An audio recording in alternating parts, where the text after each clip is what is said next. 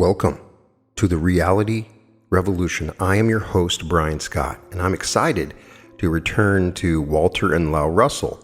And in their home study course, they have a very interesting section where they discuss the spirituality of sex, as well as the nature of creation and the way it becomes divided into polarities and the rhythms of it and the music of it. And in our movement towards higher knowledge and understanding and becoming one with the Creator, the idea of these polarities, and it's super fascinating.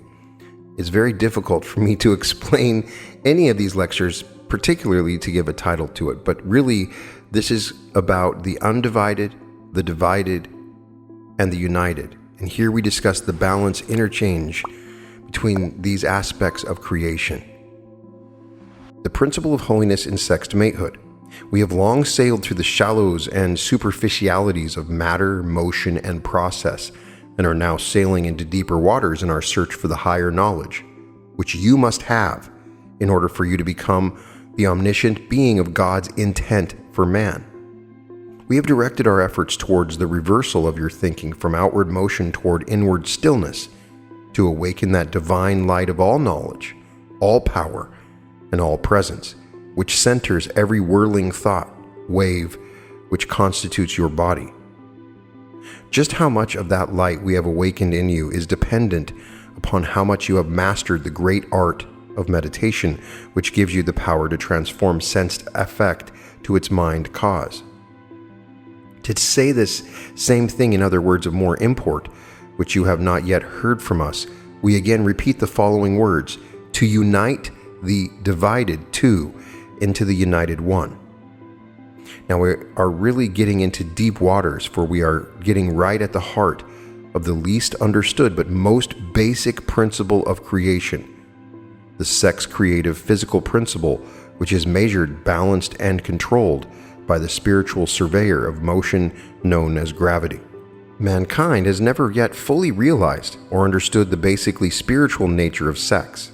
The human race is still too physically new to comprehend it as a whole, but advanced cosmic thinkers are beginning to feel it as God awareness unfolds in them. Truly mated humans feel it as they discover their multiplied power, which arises from their actual transformation from being two to becoming one. Marriage alone does not thus transform two to one, nor do a minister's words transform two into one. The words are but abstractions, for they are not scientifically understood. That is precisely what we mean by saying that we are sailing into deeper mental waters, that which but very few men and women of earth even slightly understand is the sex polarity principle of gravity, which unites the divided two into the united one.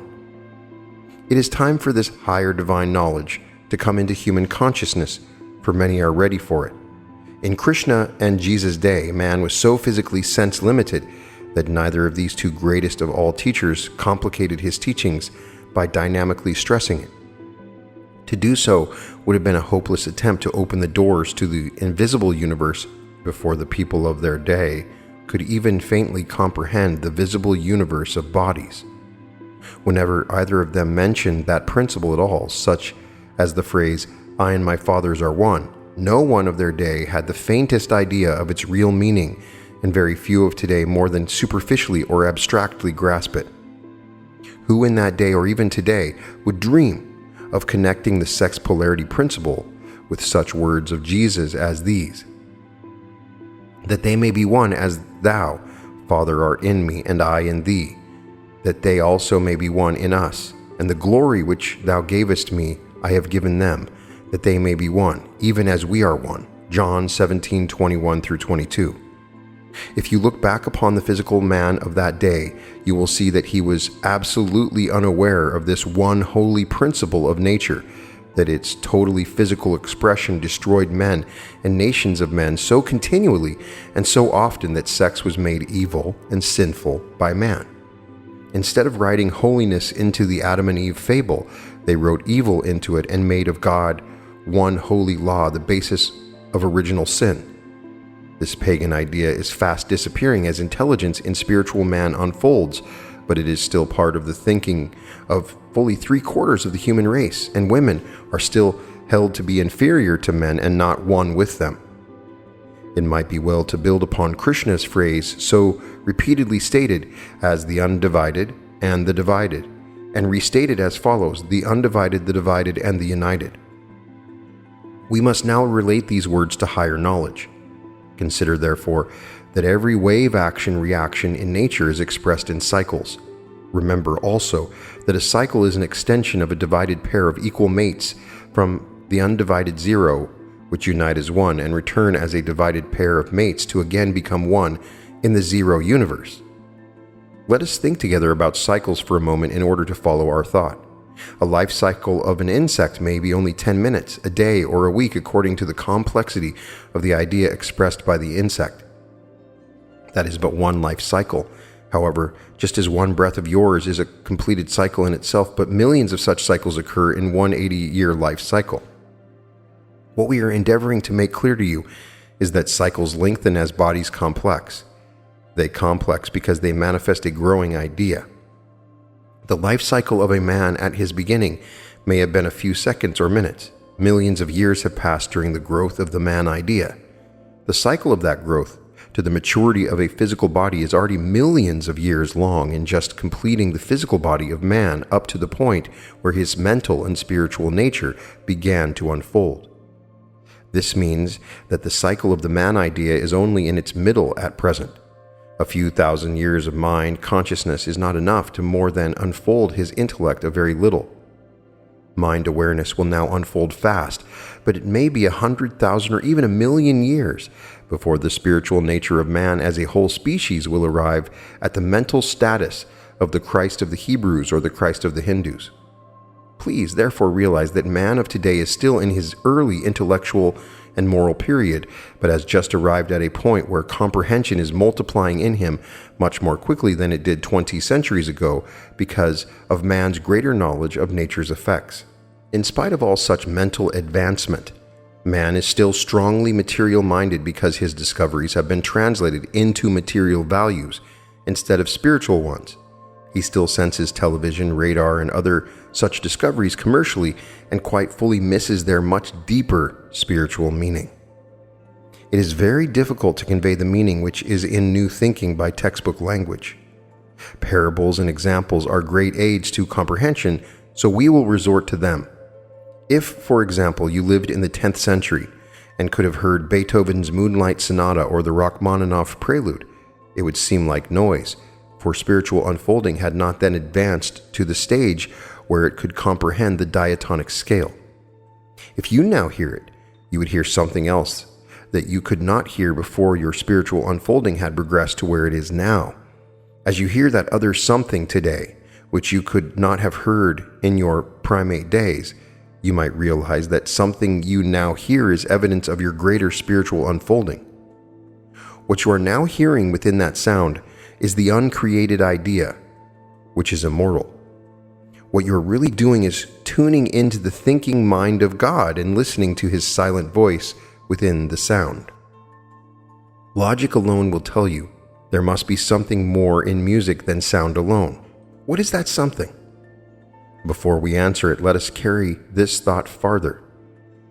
Mass man hears nothing beyond sound in the greatest music ever written. You hear some of that spiritual quality which belongs to the invisible idea world, but you do not hear as much of it as Toscanini could have heard, nor could you see as much in the greatest painting in the world as Leonardo could have seen, nor as much in the Apollo as Phidias could have seen. Can you not plainly see, therefore, that the human species is slowly unfolding to an awareness of being able to see that something which has not been physically painted into the picture, or hear that something other than sound which is not in the sound? That other something is idea. Idea is never created, therefore it cannot be sensed. It can only be known. Creation manifests idea, but the manifestation is not that which it manifests. It is but a simulation of it.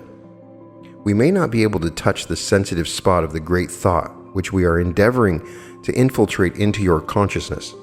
The first step is to realize that every physical action of every nature whatsoever is but a visible physical action of an invisible, uncreated idea.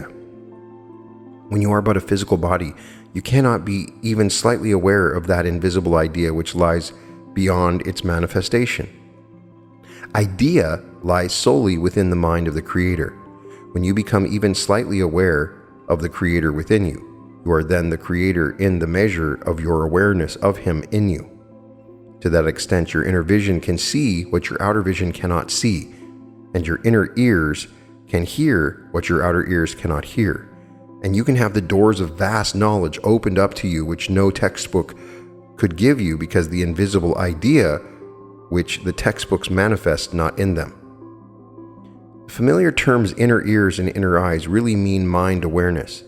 They mean the spiritual unfolding of inner sensory perception. They mean knowing instead of sensing. The moment the human knows that fact by feeling it inspirationally, he has begun to be aware of his divinity. For God alone has knowledge. God alone can create. Man cannot create until he becomes aware of the God mind, which centers every cell of him, and every tube of growing tree, and all other things in all this universe which God alone creates. These are the things which the divine teachers taught, but few there were to know their meaning even unto this day. Their words were filled with very plain admonitions to tell mankind that the physical man, who is designated as mortal man, could have no knowledge nor power of his own, nor could he create until he began to be able to see and know God. We have told you all through our teaching that anyone who desires to see and know God can see and know Him. God will work with you, but not for you, tells you how quite explicitly the divine Iliad tells you so in these words: seek me, know me, be thou fulcrum of thine own power. There are no more beautiful words ever written than the following words of Krishna to Arjuna, who had so deeply desired to see God face to face. Arjuna, fain would I see, as thou thyself declarest it, sovereign Lord, the likeness of that glory of thy form wholly revealed, O thou divinest one. If this can be, if I may bear the sight, make thyself visible, Lord of all prayers. Show me thy very self, the eternal God. Krishna responds, gaze then, thou son of Pritha. I manifest for thee those 100,000 shapes which clothe my mystery. I show thee all my semblances, infinite, rich, divine, my changeful hues, my countless forms. Seal in this face of mine wonders unnumbered, Indian prince, revealed to none save thee. Behold, this is the universe. Look, what is live or dead?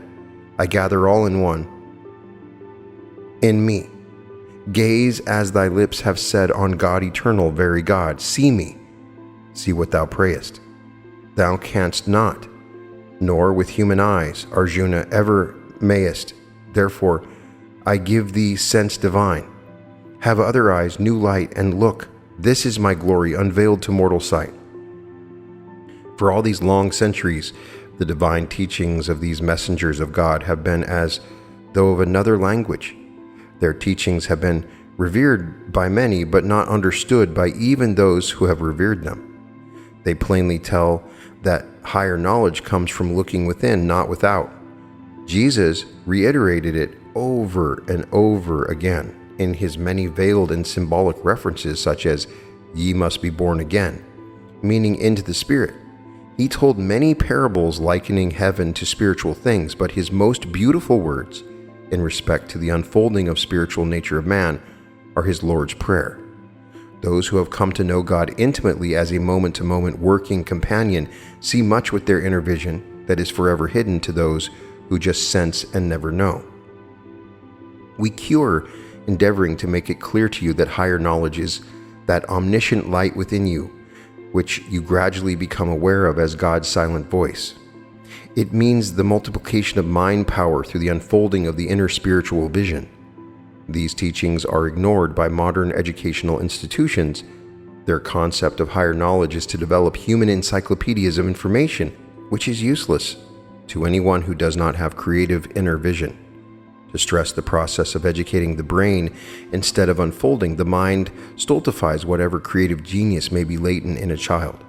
The creative genius in a child requires inspiration as a plant requires water. To force such a child to memorize useless information for which it has no immediate use is like nourishing a plant with salted water. Such a child should be asked to take a walk through the city market or in the woods and write an essay upon its reactions to what it saw. Such a child would respond happily and write from its soul, while the child with a photographic memory would write stupidly or probably nothing at all. The world loudly cheers the one who can answer the $64,000 question and ignores its would-be Edisons and Beethovens until it is forced to recognize them by seeing their fruits. It does not help them to come to fruition because the world cannot see that fruit in the seed. This is not a criticism of modern education. It is merely a picture of how our present-day primate civilization. A fully unfolded civilization cannot come into being any more than a flower can appear as fully matured. Our civilization has reached a point, however, where hundreds of thousands are becoming quite vividly aware of the light which centers in them. Their spiritual unfolding is fast developing their inner vision, but they are confused by it and need to be shown the way more clearly. It is to these that our words are addressed, for they alone can understand them. It is now well to gather together the essential thoughts of the foregoing and restate them as principle in order to assist your comprehension. Principle must have a pattern and an orderliness of growth so you can vision it with as much understanding as you would understand the orderly changing patterns of a growing tree. First comes the necessity of fully comprehending the pattern indicated by the words the undivided, the divided, and the united. The undivided means the uncreated, changeless qualities of God's eternal equilibrium, as explained in greater detail in later units. It means the undivided white light of cause, which constitutes the spiritual universe of rest. The divided means the sexed pairs of male and female bodies, which constitute the gravity-pressure universe of motion. It means created quantities of effect. The very first step toward higher comprehension is your discovery and realization that the divided effect has within it the undivided cause. The uncreated is always within the created. The spiritual always centers and controls the physical. The eternal, invisible white light balances and dominates the transient, visible, spectrum-divided light. This is the most important for anyone who seeks higher knowledge to understand. Therefore, we must use every effort for you to understand it. Let us go back to the parable regarding that something in music which you could hear, but that Toscanini could hear better than you could hear. That something is the uncreated, the undivided spiritual idea that exists within the physical simulation of idea, which your physical body cannot hear until spiritual awareness of the presence of the Creator within you unfolds. If you will but spend many ecstatic hours in meditation upon this glorious fact, the wonder of it will gradually unfold within you. You will then understand that in the creation of you and all things else, awareness of the physical expression of creation comes to you first. The senses first become aware of the senses. In all creation, the senses never exceed sensed awareness except in man. After millions of years in which man never exceeds sensed awareness, consciousness of that other something which transcends sensing dawns in him. He begins to be aware of the undivided from which he issued. He begins to hear the still small voice of the light of mind within his divided being and does not know what that something is. We will give you Krishna's divine explanation of it as he gave it to Arjuna during the process of his illumination. For in this world, being is twofold, the undivided one, the divided one. All things that live are the divided, that which sits apart, the undivided. The phrase which uses the word sits apart is Krishna's equivalent of the words that something, which we are now using. Krishna uses the words to amplify that something. Read them with us. Who knoweth me thus, with mind unclouded, knowest all, dear prince. Who comprehendeth this hath wisdom. He is quit of works in bliss. In other magnificent verses, Krishna paraphrases Jesus' teachings of God-man unity in his words, which say that the Father is in me and I in him. the following description of the transformed man who has become aware of that something which sits apart within him until he has become aware of it. To such a man, another sun gleams there, another moon, another light, nor dusk, nor dawn, nor noon, which they who once behold return no more. They have attained my rest, life's utmost boon. Those see plain, who eyes to see, holy souls see, which strive thereto. Enlightened, they perceive that spirit in themselves, but foolish ones, even though they strive, discern not, have hearts unkindled, ill-informed. Jesus constantly referred to the Father who dwelleth within me, and I in the Father, and the words I speak unto you, I speak not of myself, but the Father that dwelleth in me, he doeth the works. You will find these words in John 14:6-21. Whenever Jesus referred to the Father, he meant that uncreated source of all things, which we are now referring to as that something which all spiritually unfolding people are discovering in every physical manifestation as they arise above its physical nature, such as we exemplified in the simple example of the uncreated element in music, which is within the created sounds that manifest the uncreated idea. Jesus meant by the word Father the light of mind which God is.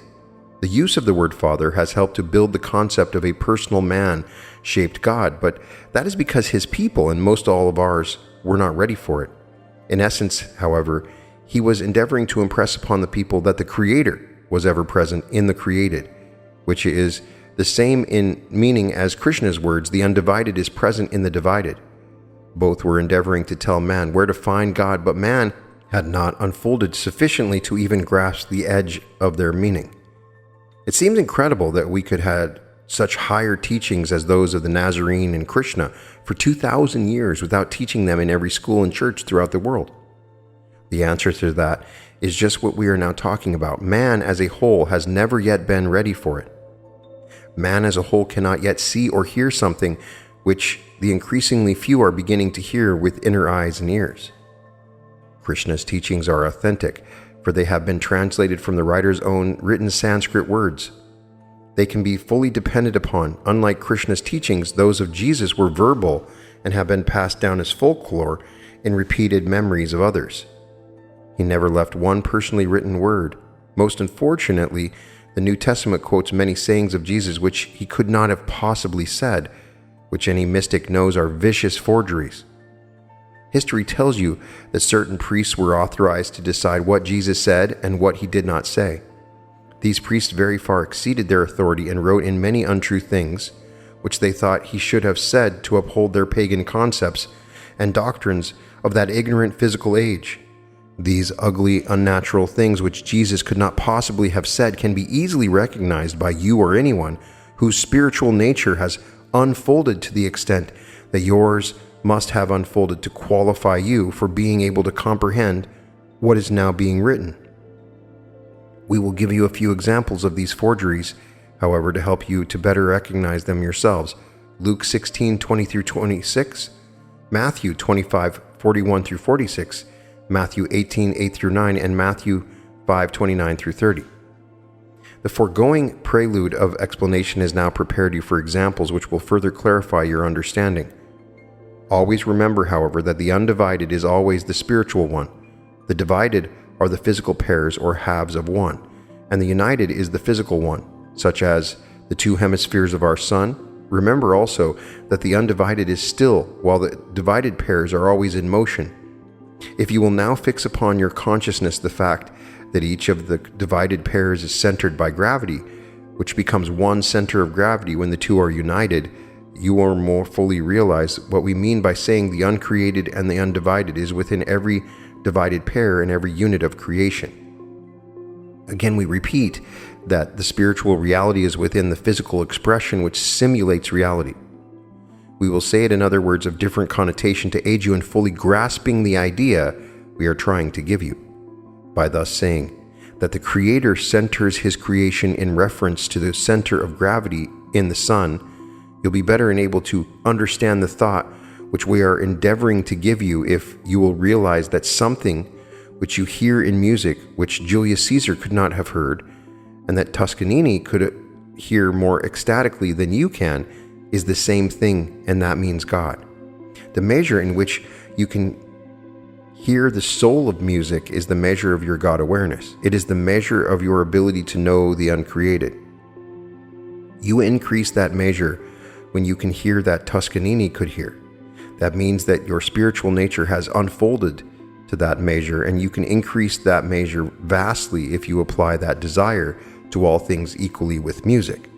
The sun is not in the least aware of its centering white light, which is its creator, and which is also maximum in gravity pressure, because the sun is a physical expression of the idea of creation and can never have mental awareness. It is not intended that it shall have. Man is the only unit of creation within which physical awareness is followed by God awareness. Physical awareness comes first, however. This is the thought we have been leading up to, and upon which we will very purposely and necessarily dwell at some length, the better to aid you in recognizing the measure of your own God awareness as it is expressed in the sex mating idea. Always bear in mind that the physical expression of every idea in creation comes first in body unfolding. Spiritual awareness slowly unfolds. We return to the example given through music, which expresses one idea of creation. The greatest music known to man is but another kind of sound to early man. The very first dawn of any measure of spiritual meaning in jungle man is evidenced in his drum beat. He has not recognized the rhythm of his walking, his running, and the beating of his heart, even though he has not recognized tonal variance or melody. The drum beat rhythm demands rhythmic expression in his body, and the wild dance follows. Melody and tonal variance unfold slowly as the spiritual nature of man very slowly unfolds in the great masses and more swiftly in the few. Some centuries before the Christian era, the ancient Greeks and Egyptians stretched some gut strings, which they strummed all together, not separately, for tone and melody had not yet unfolded in them. Their first singing was mere chanting, which gradually grew into tonal melody several centuries later in the Gregorian chantings. The Greek lyre gradually grew into our harp and piano of today, while the Egyptian lyre grew into the ancient kithara, which became the forerunner of our mandolins, banjos, and similar stringed instruments of today. In ancient China, its musical expression took the form of blowing with the breath to vibrate reeds, or through tubes which gave wind and flute tones rather than string tones. The Chinese finally evolved the cheng by joining a series of tubular reeds together, and the cheng is now our pipe organ, flute, mouth organ, and accordion, and other wind instruments of today. So slowly has the mental and spiritual awareness of God's presence in music unfolded, that the diatonic scale did not come into awareness of man until 100 years after Leonardo da Vinci's day.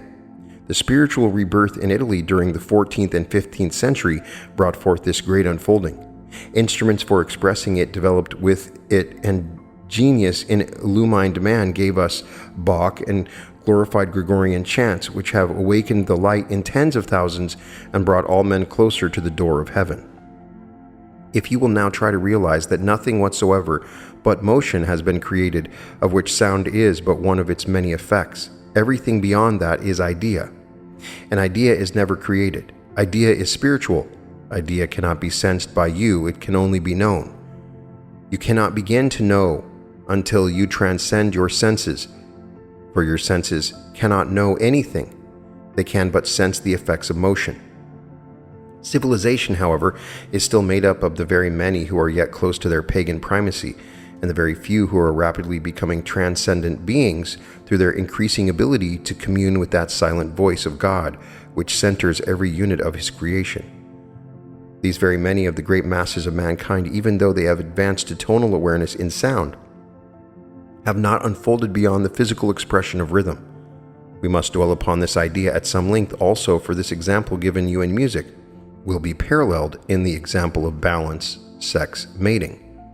In fact, that is our reason for reciting the slow stages of unfolding musical awareness. It is fortunate for civilization that the few are multiplying into the hundreds of thousands instead of thousands, as evidenced by the greatest increase in the sale of classical music ever known. But to return to the musical taste of the great masses, if you listen to television very much, you have observed that the popular shows have very much of the jungle rhythm and noise of syncopated beat, accompanied by much body writhing. Even the musicians are much given to the beating with their feet, which is merely a grown-up version of the drum beat of early man. As these words are written, an article was printed in the newspapers which tells that one of the greatest feature shows of television endeavored to raise musical standards by occasionally including Metropolitan Opera stars in their programs. After several weeks, the leader announced that the clamor against it was so heavy that he would lose his audience unless he gave it up. He said that he had to cater to the many, not to the few. Two great pianists of concert standards sought television patronage. Both had to learn how to writhe their bodies and become clowns to please the public taste. 30 years ago, both these men could have retained their dignity through support by the cultured few of our people, but that patronage is lessening, and many great pianists are teaching, playing jazz in nightclub orchestras, or selling vacuum cleaners for a living. We have not yet learned that subsidies for geniuses, even to hundreds of millions a year, would be the best investment a government could make, for world culture comes only through world geniuses, and geniuses are rare. There is great significance to this fact, which has back of it none of the reasons our civilization is still so barbarian and retarded in its spiritual development, as the reason is the same in sex unbalance and every other effect which constitutes our civilization as it is in musical unbalance. The explanation of one will help to comprehend the others. We shall now carry the simile of music still further for your greater understanding of the principles which apply throughout all nature. In making this next step, we will add another word to the three basic words of creation which we formerly gave as the undivided, the divided, and the united. These are the basic words of the creative process, for they constitute the cycle of motion.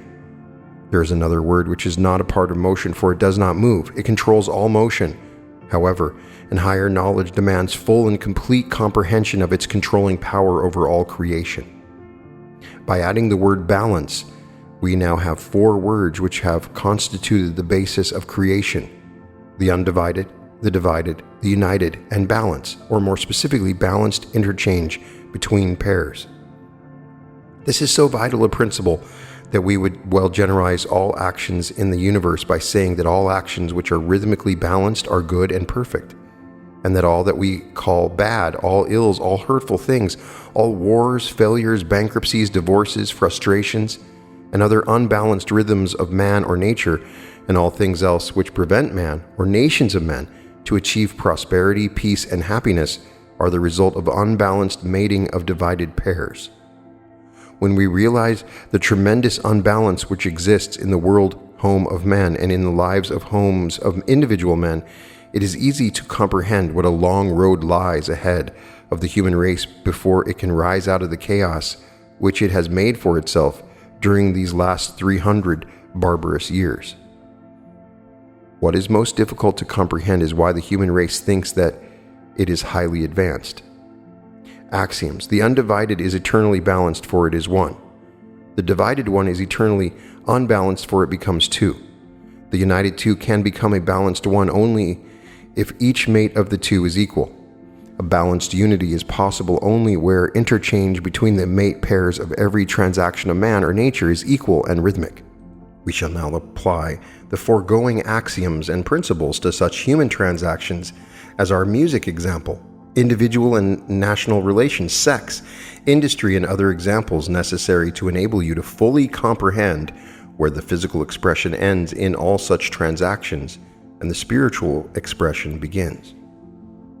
We begin with sound itself. Sound is created by collision between two states of motion or conditions of matter. We now consider the creator of the sound. Man, for example, is the creator of the drum beat, the chant, the march, waltz, jazz, choral, or symphony. No matter which status of physical or spiritual expression that comes from the creator of sound, there is something else than soul within the sound, which is not a part of the sound itself, as something else which is not created, and that something is rhythm. There are other uncreated qualities within sound, such as beauty, which inner eyes and inner vision alone can see, but for the present we shall consider only rhythm. The savage beats his drum in rhythms which are as physical as he is physical. They force bodies to respond to such rhythms as his savage nature puts into them. They can be the body rhythms of the savage dance, or the rhythms which arouse frenzy and low human passions. The first point which we wish to emphasize at this part of the example is that the action creates sound only, but the rhythm manifests idea. An idea is not created. Emotions of every form can spring from sound, but the emotions are not in the sound. The emotions are in the creator of the sound and not in the sound, but he interprets the emotions which are in him by the kind of sound he makes, and those sounds awaken similar emotions in his listeners. It is not sound which does that, it is rhythm. The second point which we now emphasize is that the rhythm and the emotion which sprang from the sound manifest the nature of their creator. They are like their creator, they are made in his image. If they spring from his senses, they are as physical as his senses are physical. If they spring from his mind, they are as spiritual as his mind awareness is spiritual in measure. The third point which we now emphasize is that physical expressions come first, for man is first savage. The rhythms which he first puts into his sounds are physical. They make the body move, and that body movement is controlled by the rhythm which the creator of the sound puts into it. The savage rhythm may put frenzy into the body movement. The body of that frenzied rhythm is very much syncopated and distorted. In that rhythm is the idea which that man manifests, the idea of his self in its present stage of unfolding of the ever-changing man idea. If you have followed this thought understandingly, you will more fully understand how bodies grow into patterns of forms and rhythms which simulate idea and impersonate their creator. If you do understand this, you will also comprehend that the sound body which the savage man created will repeat and reflect its image into other man bodies which have within them the very self-image of the creator of that frenzied sound. We have thus painted a word picture of how early man manifests his physical self through making sound bodies which image his emotional stage of unfolding, and these sound bodies which he has created reflect their stage of unfolding into other man bodies at an equal stage of unfolding. We have, however, confined this example to the early stage of physical unfolding into which the spiritual has not yet entered. Let us now rapidly advance through other stages up to the spiritual, inspirational, and intellectual stage of genius man. In so doing, we wish to emphasize another great fact of higher knowledge, which will be better comprehended by postulating it as follows. 1. Man expresses his unfolding nature in one way only, through repetitive rhythmic action. The first or mortal stage of his unfolding is evidenced by the measure of unbalance in the rhythms of interchange between his actions and their reactions. 2. During his entire stage of physical unfolding, the decision which prompts his actions and reactions are always unbalanced and unrhythmic, because he always takes without thought of balance, giving. He has not yet reached that point in his unfolding where love has entered it with sufficient strength and comprehension to base the patterns of his interchanging upon the balanced rhythms of equal giving and re-giving. That stage is still very far ahead to the many, but the few are entering its doors right now and are being illumined with divine light of their own immortality. Third, during the mortal stage, before immortal God awareness unfolds in him, every rhythmic expression of his entire individual and institutional existence accents body awareness. After the transition point has passed in which sensual man merges into intellectual man, every rhythmic expression accents mind awareness and body forgetfulness. The last line of the third postulate is what we wish to accentuate at this point. The spirit of uncreated nature is divine and never becomes a part of created nature. Awareness of the creator within the created comes slowly, but only through the balanced rhythms of the universal heartbeat. That majestic 1-2-1-2-1-2 rhythm of balanced interchange between the divided sex-conditioned father and mother bodies which constitute creation is the only rhythm which frees the body from its mortal awareness. Complete forgetfulness of body always accompanies the arrival of any individual or institution at that high amplitude point in all wave vibrations where wave motion merges into decentrated stillness. That wave fulcrum point in all physical expression is where body motion ends and begins in stillness. Bodies cannot be aware of bodies at that high spiritual point. Passions and other unbalanced emotions are impossible at that point of silence which divides sound. One could not possibly listen to the great masters of symphony and give vent to unbalanced emotions, or plan to steal or kill, or even plan any physical action whatsoever if one had reached that high point where his own intellect reached the immortal intellect of the composer. All of the great works of every great genius synchronize with the rhythm of the universal heartbeat. That is the immortal rhythm, the balanced rhythm, which is the basis for the universal language of light which God makes use of to talk to you when you are ready to listen. You breathe in that rhythm, and you also walk in that 1-2 immortal rhythm. Every great genius knows that language and interprets God's words to you in balanced rhythms, within which are the silences of the uncreated. Many people do not know that they are hearing God's voice when they reach awareness of those silences within and between those 1-2 rhythmic sounds. Have you not often heard people say that a symphony has no meaning for them, for they often find themselves put to sleep while listening? They do not realize that they have become so ecstatically attuned to the universal heartbeat that they have been forced to forget their bodies. That is one evidence of progress in spiritual unfolding, which means one's intellectual unfolding. When the mother sings a lullaby to put her baby to sleep, she adopts the balanced universal rhythm and lowers its tempo below the tempo of the human heartbeat. That forces the child to forget its body to seek that silence from which its body came. Contrast this rhythm with the 1-2-3 rhythm of the waltz, which has the symmetry of the pyramid instead of the cube symmetry of the 1-2 rhythm. The joyful rhythm of the Blue Danube waltz will just compel one to dance joyfully to that divided rhythm, for its very division is symmetrical, and each of the 3 divisions is balanced and equal. The 1-2 rhythm has the symmetry of the square and the cube, and the 1-2-3 rhythm has the symmetry of the triangle and pyramid. The symmetry of the waltz can be better comprehended if you make 6 pyramids of equal size and put them together. They become a cube.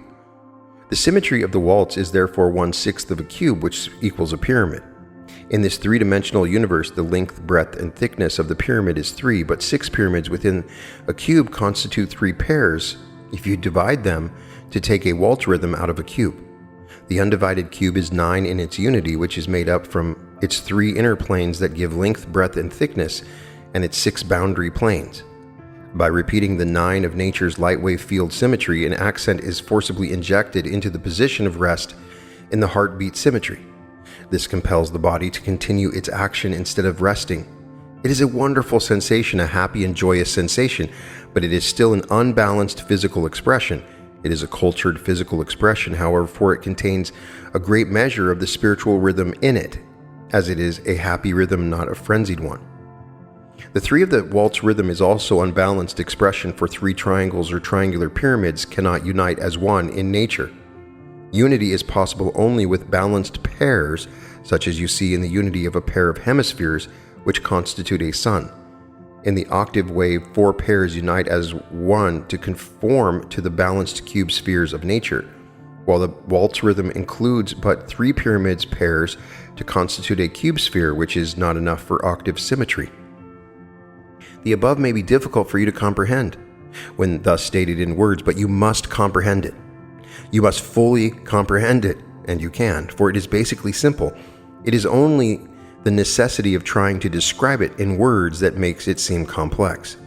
To really simplify this great principle of higher knowledge for you, so you will see why it is necessary for you and this primate world to understand it, we will exemplify it in action instead of words. This example will be your first lesson in the deep meaning of rhythm in nature. We begin in this manner. Find a comfortable big chair and locate yourself in it comfortably.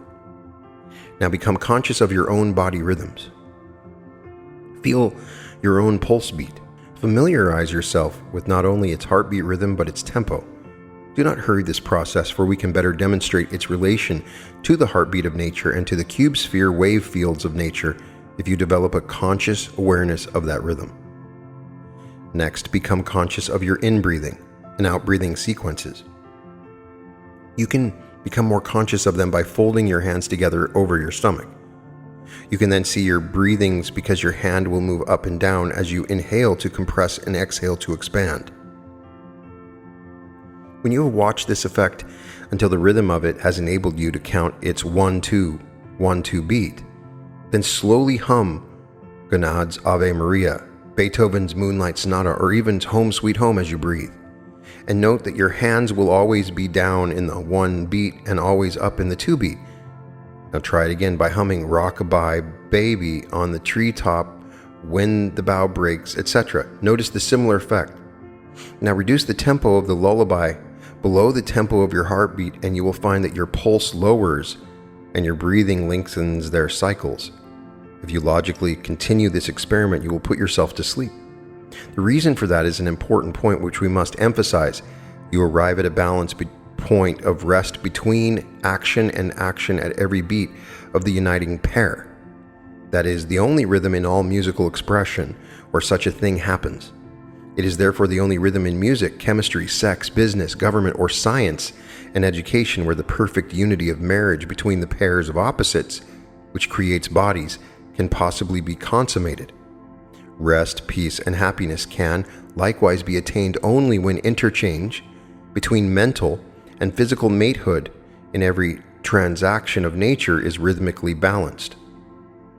We will now compare this balanced sex rhythm of the universal breath with the 1-2-3 rhythm of the waltz, and especially ask our many doctor members of the course to note it carefully, for there is a whole therapy in the principle of rhythmic effects on people. Now repeat the same experiment by using the Blue Danube waltz as your basis. In order to better demonstrate it, substitute humming it in words. Breathe in the sounds like ha, ha, ha, ha, ha. You will now find that the 1 of the waltz is accented and takes all of your outbreathing, while the 2 of your inbreathing is divided in the middle of the intake or compression stroke.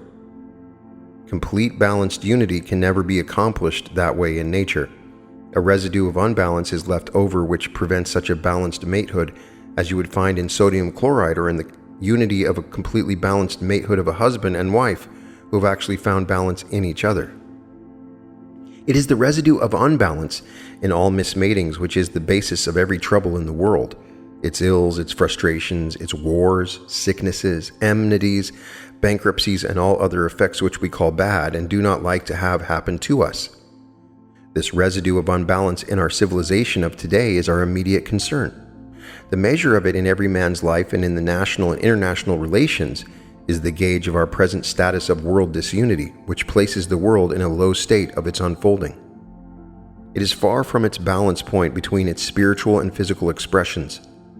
It is at least 1,000 years away for the masses, but fortunately a probable 10% have arrived at its very door. Those who are among that 10% will fully comprehend these teachings and apply them for their own transcendency, but to the other 90% these teachings will have no more meaning than the Moonlight Sonata would have for a man of the jungle. This residue of unbalance is the answer as to whether there is such a thing as Satan or evil or sin. Everything that man calls bad or evil or sin in his life is due to his own inability to balance his actions or his life.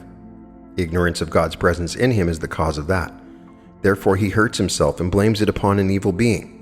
As man unfolds his spiritual nature, sin and evil disappear in the measure of that unfolding. Every illuminate has described as the very first symptoms of his illumination that all sense of sin, evil, or shame disappears. You can see by the tremendous residue of unbalance there is in every human life and every human institution how very primate the human race is and how far it is from even an approach to unity. And remember, unity is impossible without balanced rhythmic interchange between every transaction of life. Returning to our waltz rhythm again, you can see that the physical effect of the residue of unbalance can be quite uplifting, for it is joyous. But it is but 1 beat away from the universal heartbeat rhythm. Now contrast those balanced threes with the terrifically unbalanced distortions of jazz.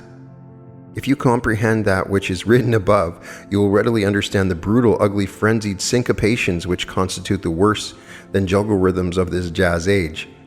Every beat of it calls for body movement, frenzied body shaking, sex-inviting movement, which is so far from even a countable beat rhythm that one could not even dance to it. The great masses who love jazz are a commentary and gauge of the standard of our civilization as a whole. To demonstrate the principle laid down in the above writings, we are printing wave diagrams of all three of the rhythms above mentioned, including the march, which is the 1-2 rhythm, except much increased beyond the breathing cycle tempo. The march is an action rhythm, a joyous work rhythm. It is a 1-2 rhythm multiplied into 1-2-3-4 by doubling the tempo. We are now arriving at that stage of higher knowledge where you can have a perfectly intelligent summation of what your own life lacks and how to remedy it, or what the world life lacks and its remedy. All of it can be reduced to lack of knowledge of the sex principle as God gives it to us in the light waves of His thinking. We will continue to say to our students that the entire principle of creation with all its secrets lies in every wave unit of light. We cannot teach you anything beyond that, for there is nothing now beyond it. All of the knowledge you can or will acquire does not exceed the knowledge of how to reach the balanced amplitude of wave in your every transaction and in your life, and return to the stillness of its beginning for repetition. Your life is just a series of experiments in trying to learn that lesson. Civilization as a whole is also trying to learn that lesson. It is not easy to learn, for man has been learning it for ages and has not yet begun to know the first principles of unity. That we can most safely say, for the practice which leads to unity means the giving of loving service to another and equal regiving by that other. As all men are one, each one gives to the whole and the whole regives equally. Man is still in his taking stage. Man's world is still taking and breeding fear. Love has not yet entered into it. Unity is still far away. The reason for that is because every institution on earth today is still in its physical stage where its values are material. Man does not even know what is the matter with man or with his civilization. He does not yet know God or man or this universe. He does not even know God's purpose, His ways, or His processes. We've just written long pages about the principle of rhythm in music, which applies as equally to government, industry, or sex as it does to music. We did it as our first step in leading you to comprehend the oneness of all things and the necessity of acquiring balanced unity in all things, all transactions, all institutions of man, and all effects of nature. We laid down that principle in the word undivided, divided into pairs, and united. We emphasize the fact that no pairs can be united until they are balanced and equal, and that disunity results from the marriage of unequal opposites. We did it also to emphasize the fact that God has but one idea, the idea of creation. He divides that one idea into countless many units, but all units of every idea, like man, are one. Also, all units of all idea are one. We did it also to emphasize the fact that idea is never created.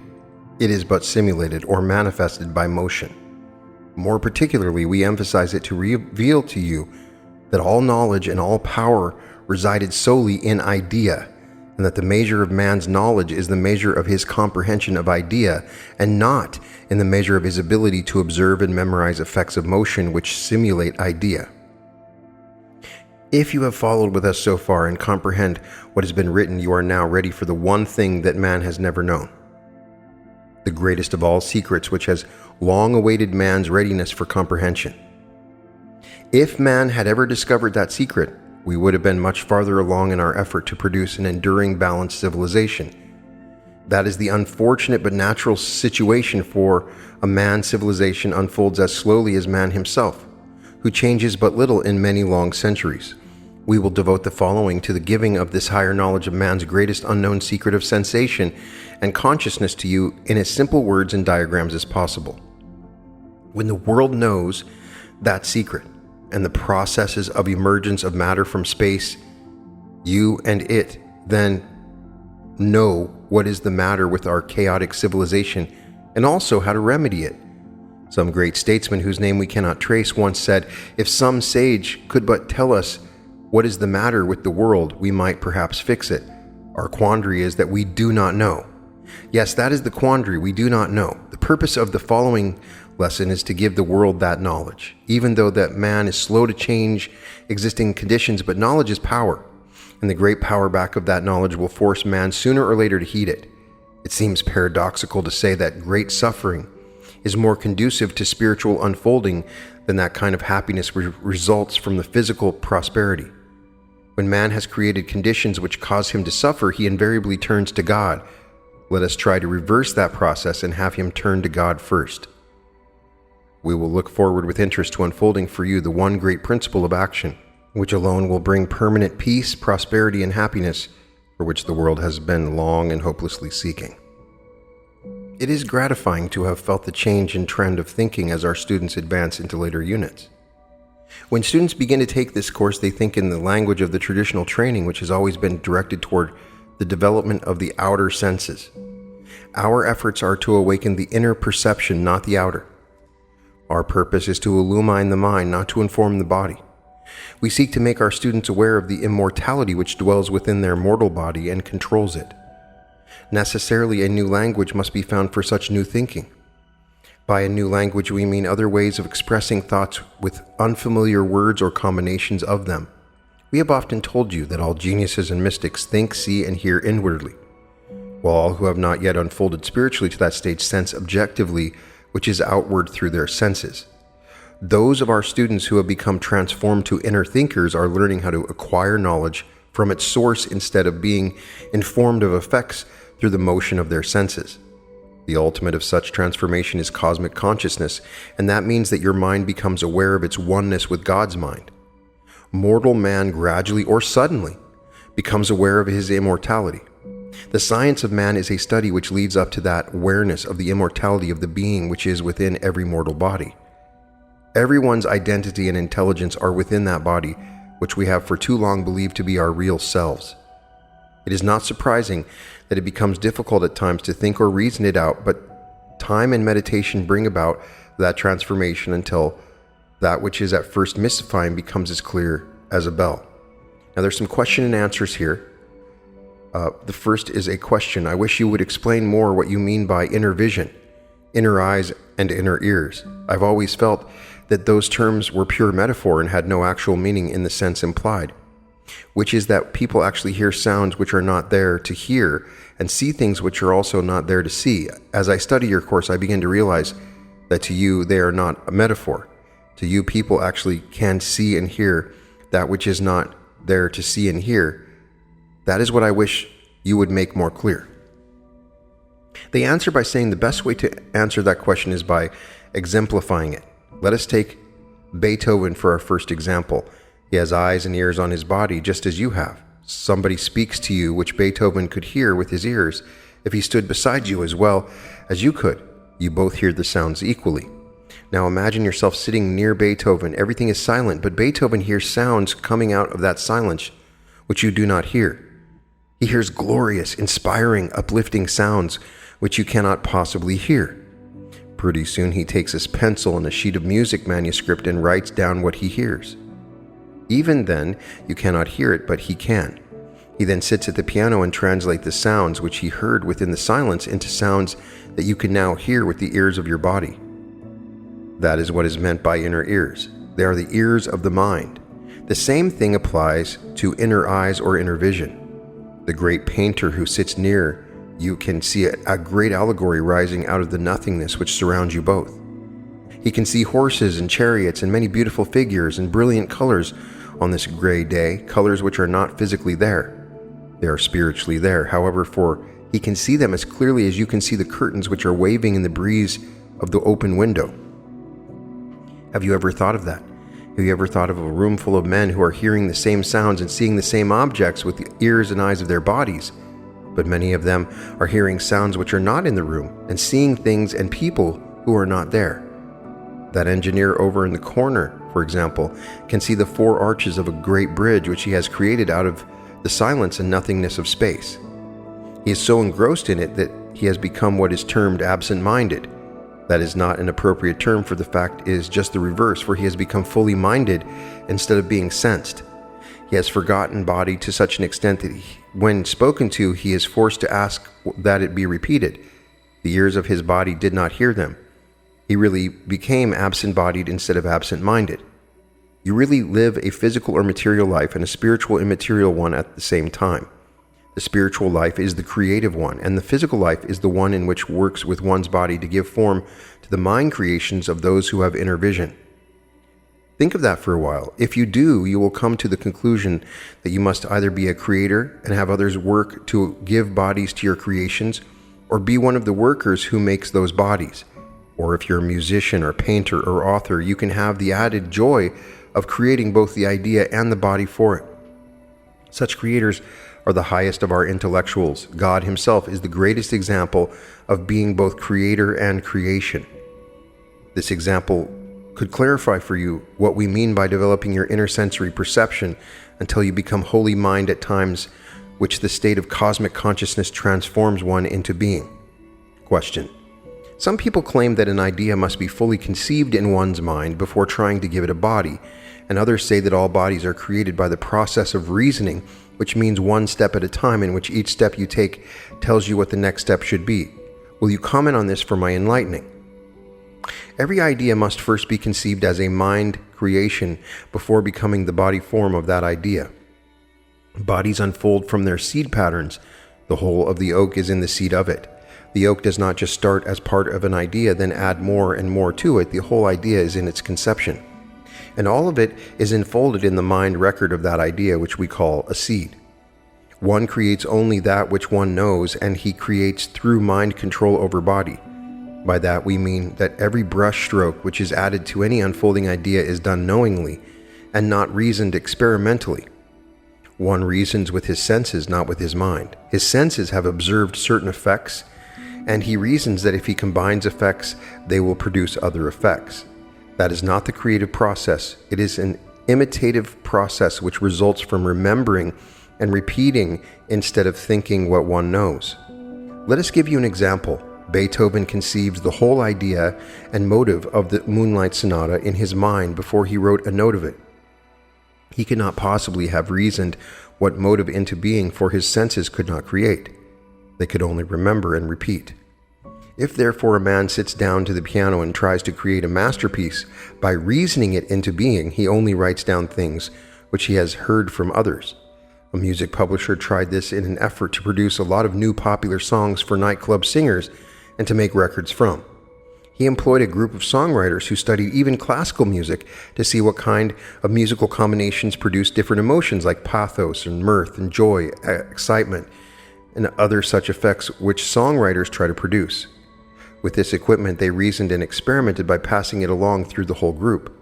Each tried what the other had done and added to it. Finally, they played the whole song and sent it through the mill again to fill in the defects which they criticized. If a song needed more pathos, they gave it to a certain man who was good at that, or another who would give it a little more life in a dull spot. In this manner, they produced a dozen or two songs a day and made records which sold into the thousands for a month or two. But then they were as dead as last week's newspaper is dead. The average life of those songs was not more than 2 months, whereas a creation like Home Sweet Home or Annie Laurie outlives generations, and those in the class of the Moonlight Sonata outlives the ages. Things produced by reason and experiment are plagiarisms, not creations. A good example of our meaning is the man who reads 100 novels to get ideas for writing a novel of his own. His own novel is an assemblage of the ideas he has remembered in those he read. In total, it is a plagiarism from 100 sources instead of from one source, which it would be if he copied all of one novel instead of copying or imitating parts of 100 novels. Let us apply this idea to an invention such as the automobile in its very beginning. It may be an original created idea, or it too may be a reasoned production. You know that the automobile of 50 years ago looked like as compared to what it looks like today. What has happened to produce the change? Someone reasons that if you do some little things to change a carburetor, it will give better service, and so all down the line from body to fender, from glass in the doors to the tires upon which the car rolls, and from the springs to the cushions upon which one sits. Many men and many factories reason the old shapes and forms into new shapes and forms, but that is not a mental creative process, it is a sensed reason process. Question. Just what does inspiration mean? I was shocked by the dictionary definition of it, that this is what it says: a supernatural influence which qualifies men to receive and communicate divine truth. If I feel inspired or exalted mentally or spiritually, is that supernatural? That definition shows how the idea of talking to God is understood, for that is what inspiration is. It is the language which God uses to talk to man. Early writers spoke of the Bible as an inspired work. It meant that certain prophets or mystics had supernatural powers which enabled them to interpret God's commands and instructions. This is not literally true, for it is not supernatural. It is natural for everyone will in time discover his own divinity and be able to talk to God at will from moment to moment. In the ordinary sense of the word, inspired means to be exalted mentally into a highly spiritual state, where the physical in you is forgotten and the spiritual state is predominant. You feel inspired when you hear or think beautiful music or glorious art. That is the voice of nature talking to you. It is an uplift from the material to the spiritual. Anyone who has learned the art of deep meditation can step from the mundane material world into the inspirational world of high mental exaltation at will. It is said of Mozart that he forgot his debts that way, which means that he could escape from all worldly affairs by seeking the bliss of inspiration. Question: I've been brought up in a family which believes implicitly in prayer. My father and mother both spend much time in prayer, and I have become as much of a believer as they, probably because I was brought up that way. I am now a salesman in a branch of a big business, and each day I pray that I may advance more and more to the possibility of becoming a head salesman. Yet I do not produce the results which many others produce who do not constantly pray for God's guidance as I do. My parents continually tell me that my faith is not strong enough and that I must have more faith as they have. I'm beginning to wonder about it all and to look facts in the face. My father, for instance, has never really gotten anywhere in his business. He's been exactly in the same place in his business for over 20 years and keeps up a great faith and belief that he will be promoted, while others who have worked fewer years than he has have been promoted. My mother is an angel, if ever a woman was, but she seems to get nowhere either. Her house stands as it was 30 years ago. She has faith that my father will win a promotion and waits until that happens to fulfill her home's desires. I cannot understand it at all. Everybody loves my parents and me too, yet we do not get on as others do. Have you a solution for my problem? I hope you have, for I am beginning to develop a fear that I am repeating my father's experience in my own life. They say that yes, we do have a solution for your self-made predicament. It is very clear for us, for we have known many like you who pray very earnestly in long, wordy prayers to ask God to do for them what they should do for themselves with Him. Your faith that He will drop the answer to your prayers in your lap is not God's way of doing.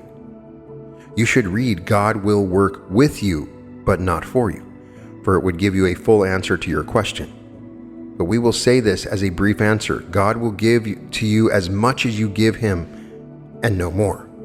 We mean by that the farmer who gives more service to his crops will be given more crops. It may well be that the farmer may have never issued one wordy prayer in his whole life, but his life demonstrated the power of prayer more than your life demonstrated it, because he lived prayer rather than thought it. This brings us to a consideration of the meaning of prayer. The meaning you give it is to perpetually request that God do something for you. Such prayers are requests for favors. Prayers should not be requests, they should be communions. They should be moment-to-moment actions and reactions which spring from a desire to give and be regiven.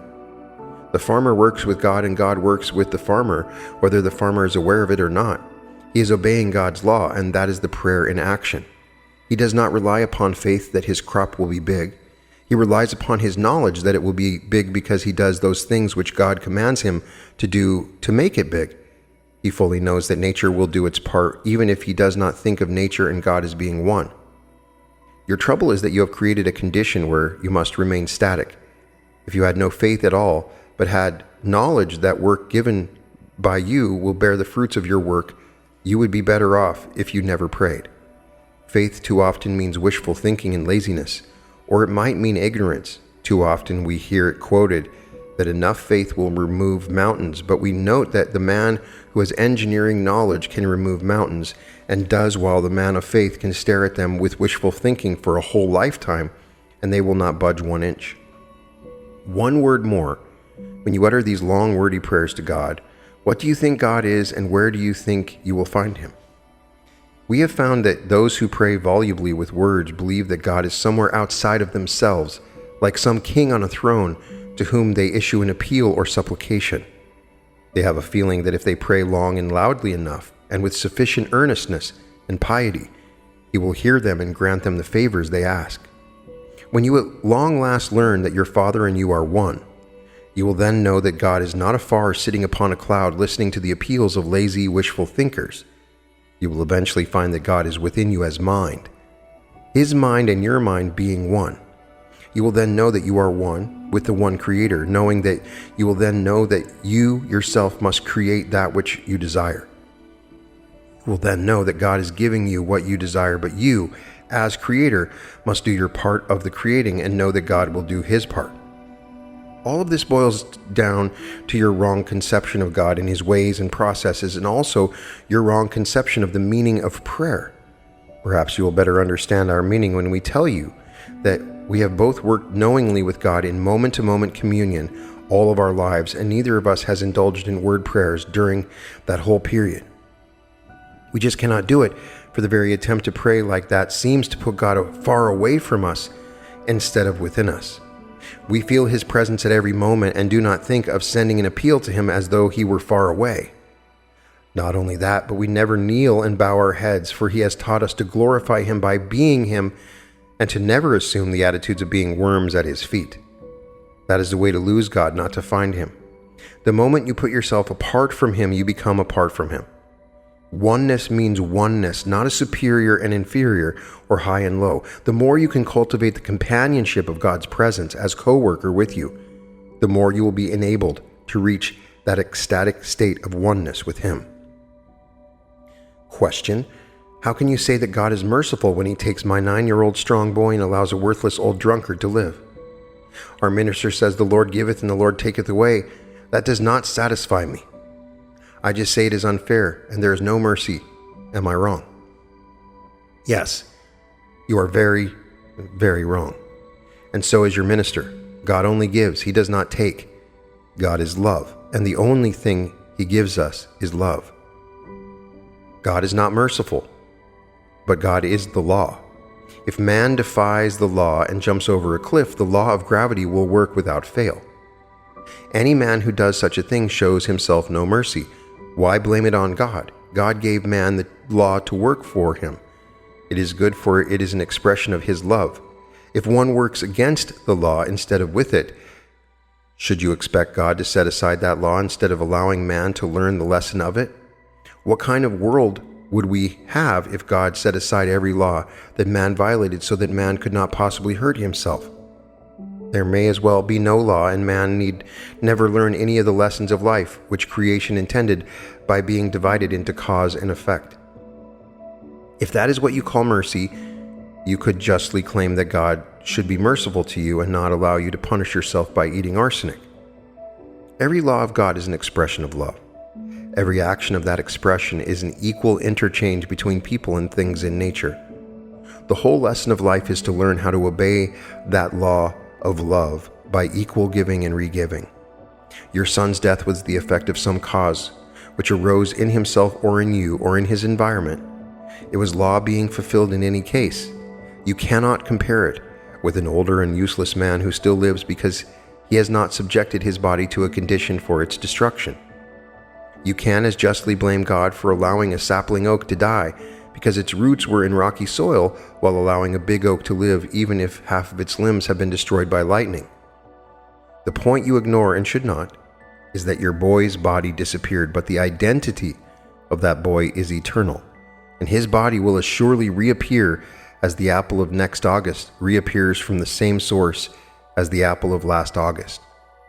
When you learn that a man cannot die, and that God is love only, you will find much more happiness in life.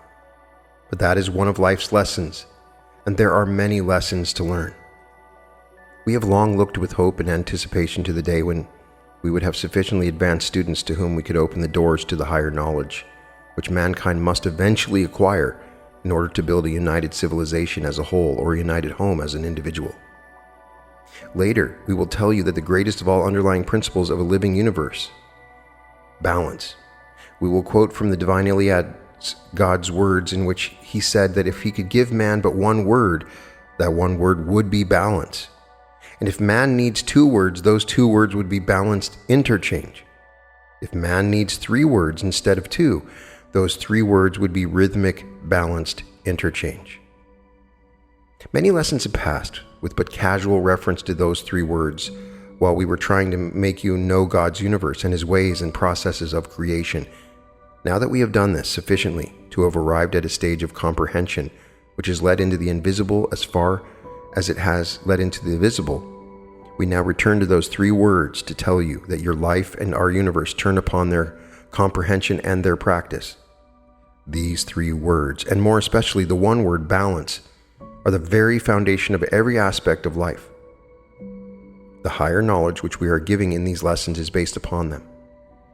How well you may comprehend them measures your power to act them. You are the sum total of your actions. If your actions conform to the meaning of those 3 words, you have the whole mighty power of the universe as yours to command. It may be many generations before a sufficient number of spiritually intellectual humans comprehend these 3 words sufficiently to know they are obligated to practice them, to affect our civilization to become a united one. But the only way our civilization can ever be united is to comprehend and practice their intent. That does not seem very encouraging for a one world of peace and happiness which people seem to believe is just around the corner. If we could just but stop wars. There is more to it than just stopping wars, for the cause of all wars is fear. And man is the supreme creator of fear. In fact, fear is man's greatest product, and it is man's product solely, for fear does not and cannot exist in nature. Fear and disunity are one, and our world in its present day is more conspicuously disunited than at any time in its history. Do you realize this? Do you not also realize that a disunited or divided house cannot stand? How is it then that we expect this civilization to stand against the inviolate law it is defying? Fear and disunity are one, and our world in its present day is more conspicuously disunited than at any time in its history. Do you realize this? Do you not also realize that a disunited or divided house cannot stand? How is it then that we expect this civilization to stand against the inviolate law it is defying? To answer these questions so that you may make your own life supreme, in order that you become the seed for making other lives supreme, is the purpose of these lessons, which will transcend anything ever taught in the educational traditions of today. Our blessings to you, therefore, as you enter these newly opening doors to the new and higher knowledge which will open the cosmos to you instead of just its simulation in motion. Devotedly yours, Walter and Lau Russell. Anytime that I read these lessons by Walter and Lau Russell, I always reach a point where I have no idea what they're talking about. And I respect you if you understood everything that I said. I just find it hilarious that Walter Russell was obsessed with music and obviously just really disliked jazz.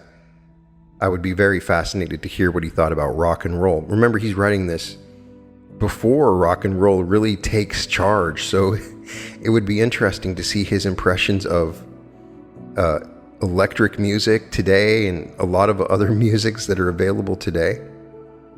I don't necessarily agree on his idea that music is so influential, perhaps because I've lived in a world where it's all around all the time. I create my own music, but I get it. I get he's talking about a rhythm in the universe and a rhythm to our very heart and mind, and it is a rhythmic thing.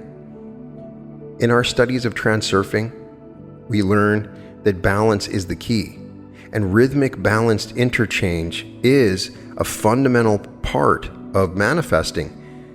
And I meet people that are unbalanced all the time. They desperately want to meet that specific person, or they desperately want something that they can't have. They put so much emphasis on this one thing, they create imbalances. And so the balance being a key and fundamental role. The other thing that we learn from Walter Russell is that God is there ready to help in coordination with what you do. He will help you to do what you do, but God will only help you as much as you can help yourself. I've pondered on this because he has mentioned it in all these lessons, and I've started to see it, especially in things I create. If I am creating a piece of art or doing some writing, if I bring God into it, it's almost like I have another voice in my mind that's guiding me and inspiring me. And as I have done that, I've started to add it into everything in my life. And you do reach a point of communion. There is an inner voice that you can access, the eternal, immortal part of you that you can access. And if you access this within balanced interchange, if you give what you get, if you give service, you will get back so much more. And it's the law of love that he's describing. In the law of one material, they describe in the universe a big transition point for a planet is when they learn the law of one. This is the law of one. It's not easy. It's hard. Walter Russell was given the vision of the law of one. He has a book called The Universal One. It is amazing, and The Secret of Light. They're all giving the actual scientific model of the law of one, that everything is one thought, one idea. When we say that, it sounds cliche in other episodes. This is the example of that. And I tell you, if you find yourself struggling with this or it's boring to you, don't give up on it. There are some fundamentals in these lessons that are important to understand. And as you access them, it will unlock something inside of you. I promise. That's why I'm reading it. I think that they're very powerful. And I would love to get your impressions so far. We've covered quite a bit of these lessons. And now we move into the 13th through 16th lessons. So we've gone pretty far at this point. In any case, you can find all episodes of The Reality Revolution at therealityrevolution.com. And welcome to The Reality Revolution.